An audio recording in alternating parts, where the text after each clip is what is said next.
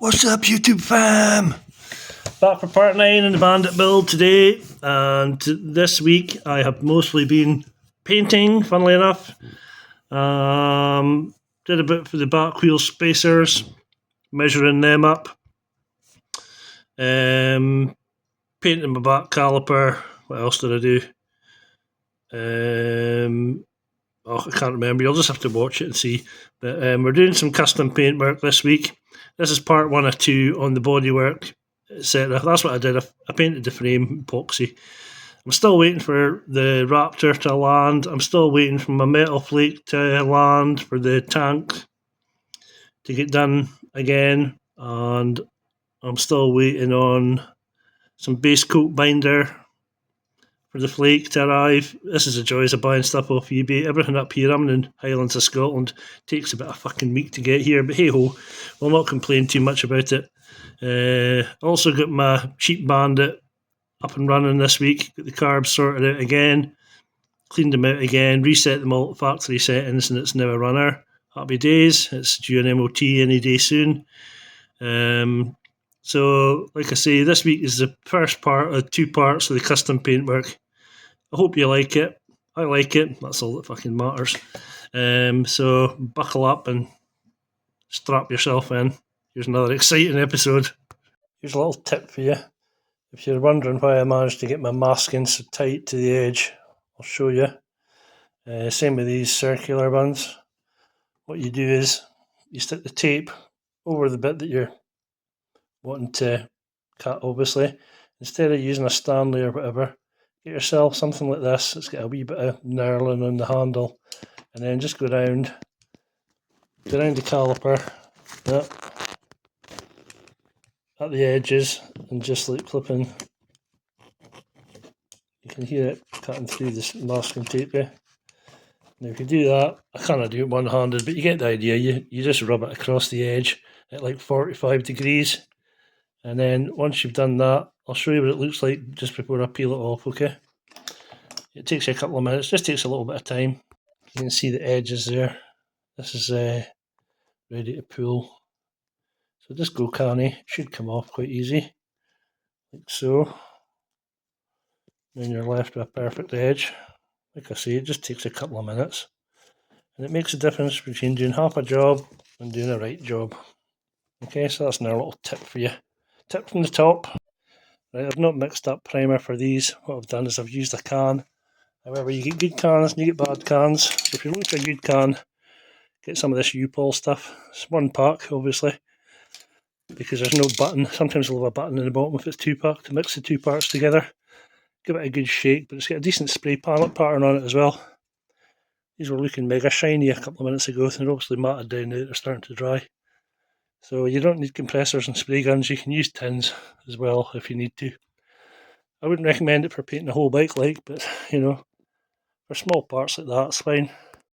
So we're epoxying the frame today. I've already done this, but I give it another coat because I've had it on top of the wall while I was welding and stuff, so it was kind of worn a bit. And the rest of it, what an amount of prep in this, God almighty. I wouldn't want to do it again. Take it to the shop blasters and get them to powder coat it. But that's looking alright. That's a couple of coats on. I think I've got most of it. So on top of this, I'm going to put some Raptor coating bed liner. It's like a stippled finish. It's going to look great, trust me. We're doing some custom painting today, dudes. So what you want to do is get yourself some 600 grit sandpaper on the wet or on the dry. It doesn't really make much odds, I don't suppose. And then just sand down your primer. Now the primer's pretty smooth as it is, so it won't need much of a sand. You're not actually taking anything away, you're just knocking off the high spots, I suppose. And after you've done that, use a grey Scotch-Brite, not a red one. Let me just show you one of these. So use the sandpaper first, 600, and then the grey Scotch, and that'll just take it down. I mean, this is smooth as it is. you know, but you're just giving it a key for the paint to stick to. So if you do that, you'll be golden. We're mixing up a black base to start with, which we will put the metal flake on top of. Then we'll clear coat it. So I'll put 100ml of that black base coat, 50ml of thinners. So that's like 2 to 1. It's meant to be 1 to 1, but this paint's shit, it's really thin, so I'm doing it 2 to 1. And then we'll spray that on, get a couple of decent coats on. Hopefully that'll be enough to do it. If it's not, I'll just have to mix up some more. And then we shall get the base coat binder out, add some thinners to it, and then add the metal flake to it. So I'll spray this and then that's the first coat of black on. It's just a light coat. The wax and grease remover over the whole lot, and replace your masking tape. You don't want to use the primer masking tape because some bits can flake off into the paint. You don't want that. And always wear gloves. You don't want the paint in your hand and your nails for days. So that's the first coat. We'll give it another couple of coats, and that'll do the black. So I've mixed up 45 grams. That's allowing for the bag as well, which weighs a few grams, probably just over 40. And this is a mix of it I've ended up with, and I'm quite happy with it. It's not as green and it's not as silver. It's somewhere in between. It's got a good bit of, it's got more than a hint of green, shall we say, but it's mostly silver, and it's exactly what I'm looking for. So what I'll do is I'll add this, not all of it, but most of it, into the base coat binder thinner, and then I'll spray it on. I'll show you after one coat, and I'll show you after 2 coats, because you need to put at least a couple of coats of this stuff on to get full coverage, or you'll end up with patches everywhere. Okay. Here's a couple of things to note when you're spraying this. Don't put it through a filter of any sort, and when you're spraying it, keep shaking the gun to agitate it, or you'll end up with thick bits and thin bits. So I've actually mixed up twice as much as I thought I would need, because being an idiot, I had it on about flipping 3 bar when I started, which is way too high. 2 bars what you need, obviously. And turn your fluid out full and your fan out full. I sprayed this through a 1.8 primer gun. I wouldn't use a good gun for it because it ruins guns, but my other cheap gun, it's needing a seal, so I just used my decent primer gun. And this is what we're left with. This has taken approximately 3 to 4 coats. So what I'll do is I'll leave this to set, to dry, and then I will clear coat it all. On your last coat, keep it slightly further back so that you get a decent, all the flakes aren't like lying flat. If you keep the gun too close, all the flakes will lie flat and you won't get a decent reflection of it. So if you keep it slightly further back, the flakes will tend to stand up better, if that makes sense, in the binder coat. So that's stage 1. Flaked out, baby. Oh yeah. And I'm pretty happy with it, to be honest. In fact, I'm delighted with it. It's maybe a slight tad greener than I thought it would be, but it'll do fine. I'm not going to redo it, put it that way. Another thing to note about flake is it gets absolutely fucking everywhere. All up your arms, your hands, your hair. So don't go out unless you want to be accosted by drag queens thinking that you're one of them. Or make sure you have a shower. Another thing to do is make sure that you ditch your thinners that you're cleaning the gun with afterwards. You don't want any of this flake in your clear coat or your colours. It'll stick out like a sore thumb. Okay, so that's another tip from the bottom. Yeehaw! Don't know if it'll pick it up, but the entire floor is covered in flakes. It's reflecting everywhere. Hey ho. Right, I'll just go over a bit on metal flaking. What you need to know is the ratios of metal flake to base coat binder. Okay, so you mix your base coat binder and your thinner up. Say you've got 200 millilitres, you'll add 20 grams of flake to it. 300 millilitres, 30 grams. It's about 10 grams per 100 millilitres. And that should give you a decent coverage. I said in the video, I don't know what I was on, I think the fumes must have been getting to me, I was talking a load of shit. So just ignore that, but that's the ratios that you will need. 10 grams per 100 millilitres. So if you're doing half a litre, 50 grams, then it'll be flake-tastic, motherfuckers. We're doing a bit of clear coat on the top of that metal flake now. This is the stuff I use. It's cheap and cheerful. I prefer it to the MIPA, so I just use that. It's that's the hardener, fast hardener, obviously, because I want it to dry quickly outside. Doesn't lose too much in the shine, to be fair. And that's the clear coat. So before I clear them, I also add this stuff's mixed at 2 to 1, so that's 2 parts of the clear coat, 1 part of the hardener, and I always add about 10% of thinners, proper thinners, not gun wash thinners. You'll get a better result, and it's slightly, because it's quite thick, this stuff, because it's a high solid, so you want it to flow better out your gun. Add a little bit of thinners.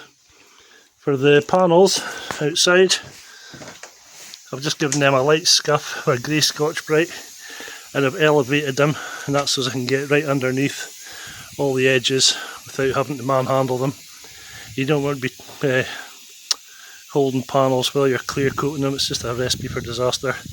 And the tank's perched up on top of a planter tray of some sort. So we'll get these cleared, I'll come back and show you the beauty.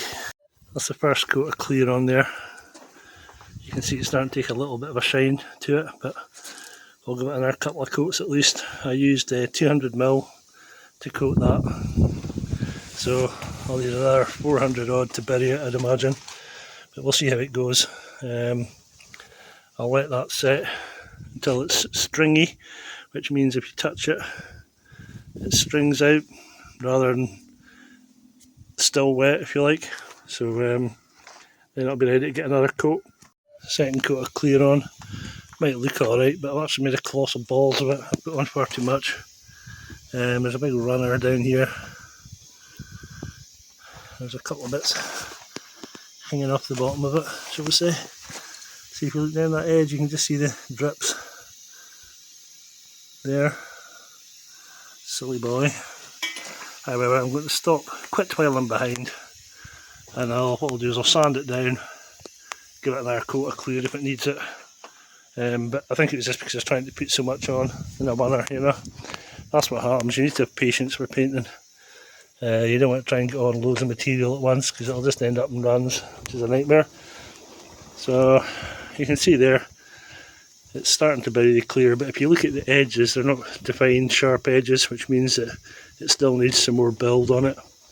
But what we'll do is we'll flat it down with some 600, and then we'll coat it again once this is set for about at least a day. So I'm calling it a quits at that for today, and I'll be back to it tomorrow. In the meantime, I'm back to the back end, trying to sort this lot out. I got my spacers machined up and fitted. As you can see there, that's the standard Bandit spacer where my finger's pointing to. I've had 3mm off of it. I've had 3mm off of this shoulder at the end. That centralises the wheel. I've stuck the Bandit caliper hanger in, but as is the way of these things, we have a problem. Can you tell what it is yet? Yeah. Bandit caliper, Bandit rear disc is 240mm, this one's 220. Bollocks. It was all going so well, I didn't even need any additional spacers. I've just got the standard Bandit spacer in behind the caliper hanger here. And the caliper hanger, and it brought it out perfect to the edge of the swing arm. And I was thinking, oh, that's great. And I noticed that. So, options. Option number 1 is to get a one-off rear disc made in 240mm instead of that 220mm. And you might think, oh, that's a bit drastic, but the last one I got made cost me, I think it was like 60 or 70 quid. And I suspect that by the time I get a spacer machined to fit the 220 and get the torque arm sorted out, that's probably going to cost me more than 220 quid. I've got another couple of calipers here from various other bikes. One of them's an R1, I don't know what the other one's off. One of them's a Nissan. I think that might be off a No, I don't know what that's off, to be honest. The other one's a Tokiko, but neither of them have got bosses with the Bandit torque arm, so I'd hate to figure something out for that. So it'd probably involve a new bracket. They've also got different diameter centres. These are like 28 and 26, I think, whereas this is a 20mm diameter. So we'll see what the disc man comes back with first and then take it from there. But this is just what happens when you build things that haven't been built before, you know. You come across these issues. You just have to either adapt and improvise and overcome, or throw it in the corner of the shed and forget about it for 10 years and then sell it for a fiver. Alright, sports fans, I've come up with a solution. This is a Busa hanger. This is a Bandit hanger. As you can see, 10mm difference, which would make up the disc difference between 220 to 240 diameter. 20mm inside diameter, 28mm inside diameter. And the widths of the hanger are quite different as well. The Bandit one's 37mm. This is 37mm. This one here, turn it around a bit, it is 29mm. So what I thought was I could get a top hat spacer machined up that would slide inside here, be a 20mm inside diameter, and of course you have to calculate it all out. So this is what I've written down: B12 hanger, spindle 20, Busa one's 28, like I told you, discs 240 and 220 in the Busa, and the widths are 37 and 29 Bandit Busa. So the spacer I need is got an OD of 42, which is the same as the Bandit one, and funnily enough the Busa one, although it doesn't look it. ID of 20 for the spindle, with an 8mm offset, 29mm to go through the Busa hanger, and these would be 28mm OD, 20mm ID, so that's like 4mm and 4mm. I'm not sure if that would be thick enough, but I guess if I made it out of something like stainless it would be. Probably would be. I'll ask my brother, he's an engineer, he can work it out. And an overall length of 37, which is the same as the Bandit one, because when I put the Bandit one in, it fitted width-wise perfectly. All it needed was a 20mm ID shim on the end, on this end of the, between the hanger and the swing arm. A 1mm shim, so we'll just go with that again. Because I presume this has to move the torque arm and whatnot. So we'll go with that. I'll need to find somebody to make me up a spacer. I'll speak to the brother, see what he says about the wall thickness, if the 4mm is going to be enough. And if it is, then happy days, we're home and dry. And it saves me having to buy another disc or fanny about with other calipers and torque arms and all the rest of it that I really can't be arsed with. A spacer sounds like an easy solution, so we'll go with that. Ooh, it's all sparkly! Anyway, I just brought this in to show you how much of a balls up I made of it. If you look in the bottom here, see that runners? I have to put it up to the light. That's just what happens when you put on too much stuff. Yeah, and this side's worse. You can just see the line there. See that line there? That's what's happened, is it's hung. It's like hung on the panel. So that's all got to get sanded flat. Now I'm not too fussed about it because this bottom part is going to be white anyway. So my plan is to have white, a band of white round the bottom here, down here, and then where this natural V is where the white will come up to from the bottom. Yeah, there's some more probably bits in the bottom there that are needing. Yeah. Anyway, I've also decided I'm going to put some more metal flake on this. What I'm going to use is, I'll just show you. So like I said, I'm contemplating putting some more metal flake over this. I'm not 100% decided yet, but what I will have to do is sand this down first, like I mentioned, and then we'll put the masking on. These are masks that I get made up by a very kind guy in old school called Havoc, Mr. Tom Davidson, and I've managed to salvage some of them with a wee bit of an issue. The printing of them, I think the blade was catching because there's so much detail in it, like around the eyes and stuff, but I've managed to save some of them, so I'll use them. What you do is you put some transfer paper over the top of this, and then you obviously peel it off. You'll peel off this a beige part here, and all the decals that are cut into it, and then transfer it onto here, hence the name transfer tape, obviously.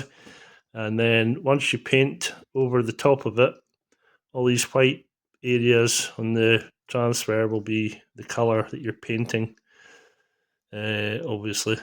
And like I say, I did think about doing silver metal flake, but I'm not sure if a lot of the, you know what I mean, if a lot of the detail will get lost in the eyes and stuff, and then the lettering, if you'll be able to actually read it or not, because the metal flake's not far off the size of the width of the lettering, you know.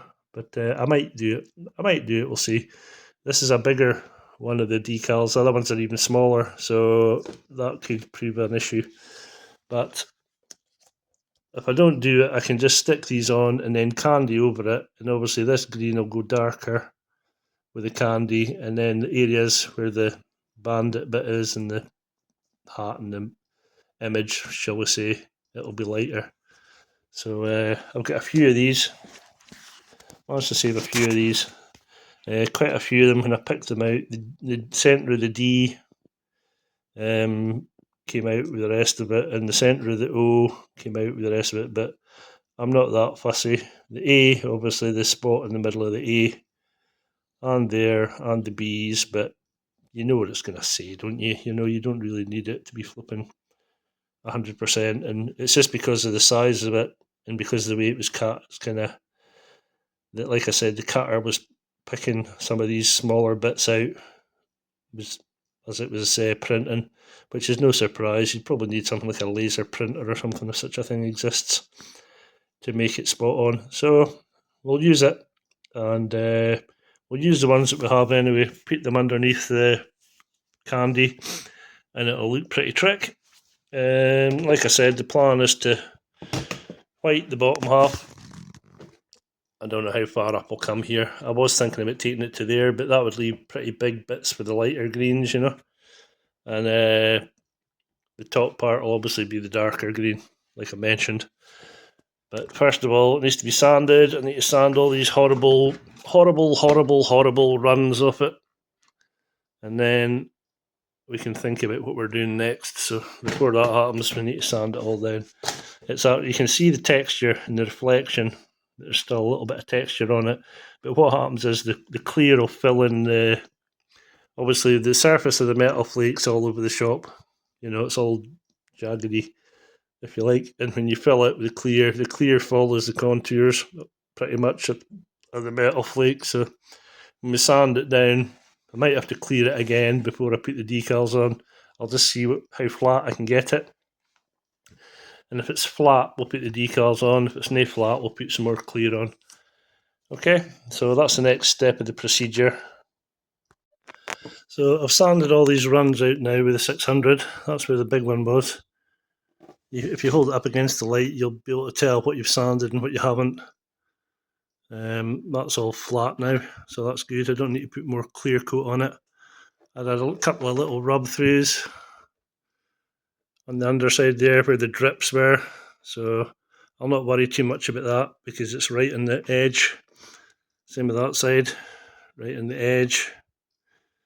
You can see that shiny part there, that's a bit that I've either got water on it or I've missed it.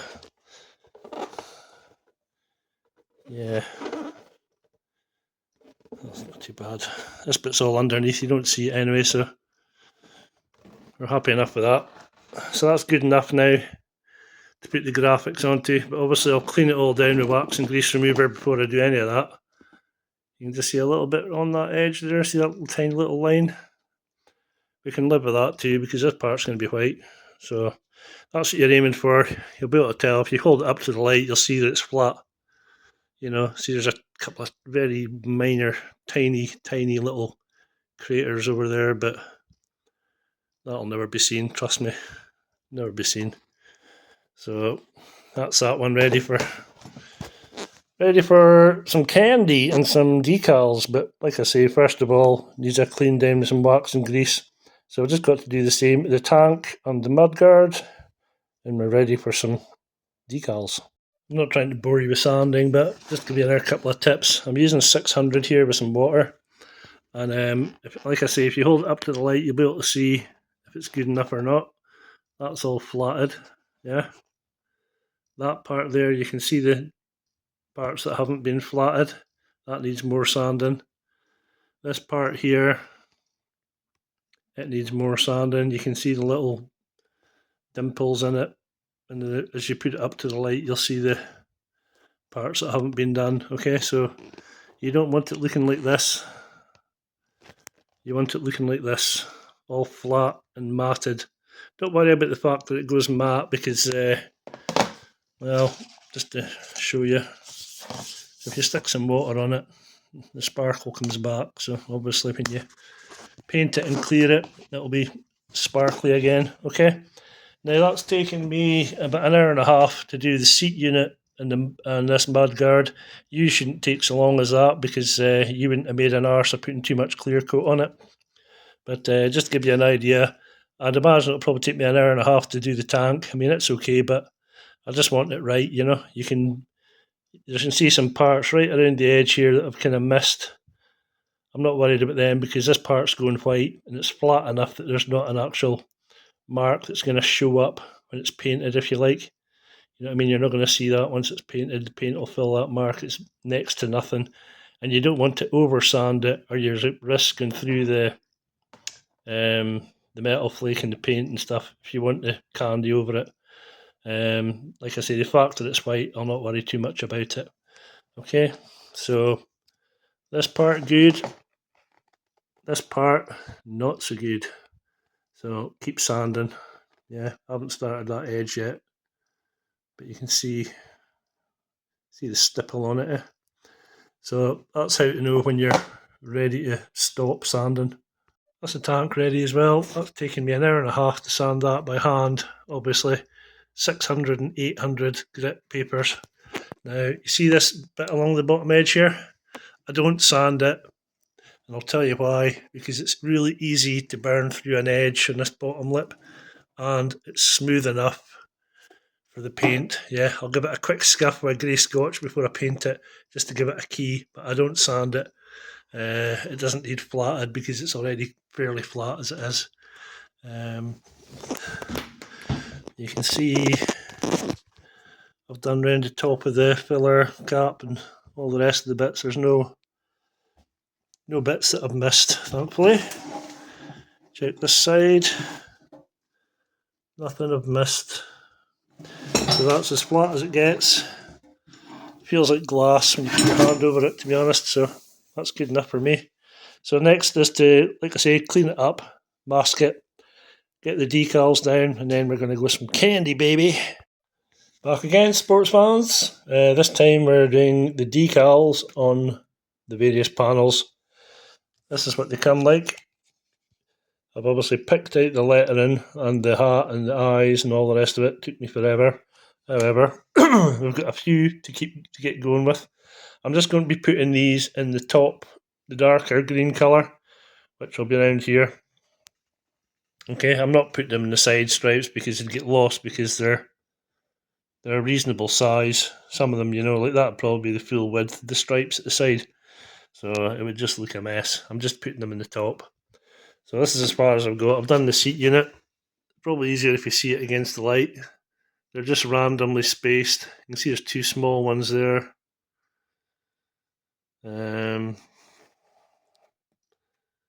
all you do is put these onto the transfer paper, which is this stuff here. Looks like a clear adhesive. So you put the adhesive over the top of this, press it down, make sure you give it a wipe on, and when you peel it back, it peels all the grey away from the back in here, and then you just stick it onto your tank, mudguard, whatever. I'm moving on to the mudguard next. Before you do this, you need to wipe it down with good old faithful wax and grease remover. Yeah, make sure you do that. You don't want any oily, sticky fingerprints. The oil off your fingers is enough to affect the paint, so make sure you degrease everything before you put these on. And then after you put them on, degrease it again. But go canny with the stickers because you don't want to pull out any bits of sticker. The mudguard, I'm just going to put some on the front part of it. I'm not going to bother with the back because you won't see it. Or I might stick a couple in the back, depends if we get any left. So that's the story for today. I'll crack on, I'll do the mudguard. Like I say, I'm just putting them on random, but what I'm bearing in mind is where my coach lines are going to come to, because I don't want them like overlapping the coach line. Yeah. And then I'm going to metal flake these again. I've decided. I'm not putting candy on yet. I'm going to metal flake them again because I think it's too green. So I'm going to silver.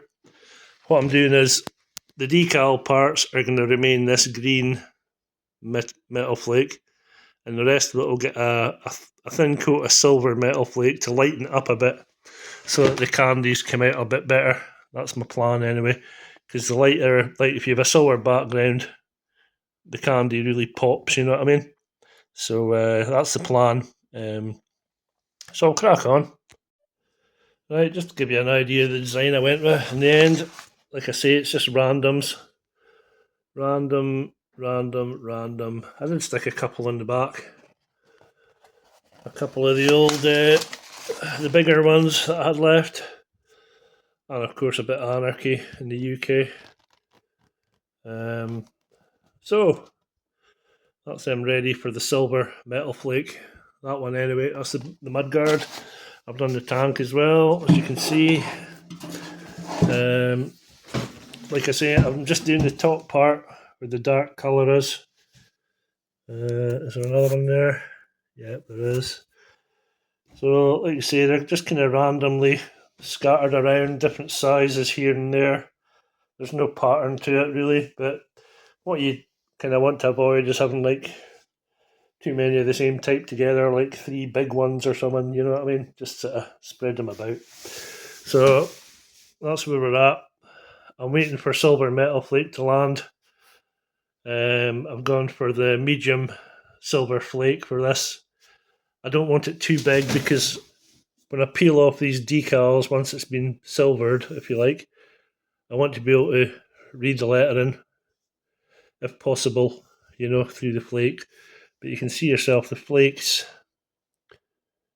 a decent size, so you might not be able to read the lettering, but, well, you'll know what it is, won't you? So that's the plan anyway. And my top line, I've decided, will be cutting through this scallop on the side, but I want to leave enough room for the decal for the Suzuki.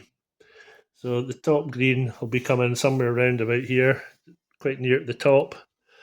And I'm not going down the tank, I'm just going round the top. I think if I go down it's going to look pish. So that's good enough reason for me not to do it. Because we don't want it to look pish, do we? So next step, silver metal flake. Let's go. Right, I've changed my mind again, as I'm prone to. I'm still waiting for the silver flake to arrive, but in the meantime, it's always a good idea to mark out an old bit of fine line where your coach lines are going to go. And I was originally going to take the dark green around the top here and just bring it down the front. But I've decided that, having looked at a few other paint schemes, that it'll look better in an angle, so that's what I'm doing. I'm going with the angle. This is just a gash old bit of tape that I had, fine line. It's the end of a roll, so I just decided to use it.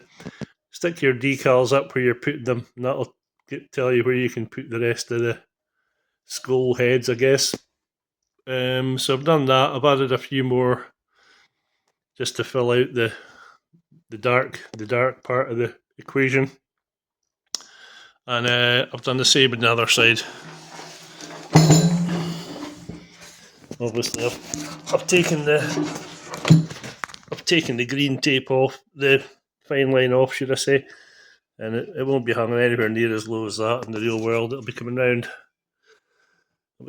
Here, just skimming the bottom of that one, and across, just below these. And obviously the Suzuki parts going in here. So I'm desperately hoping this silver is arriving today, because as you can see, it's another beautiful day in the Highland wastelands, and I'll be able to get some silver metal flake on, and then we'll be able to see it taking shape.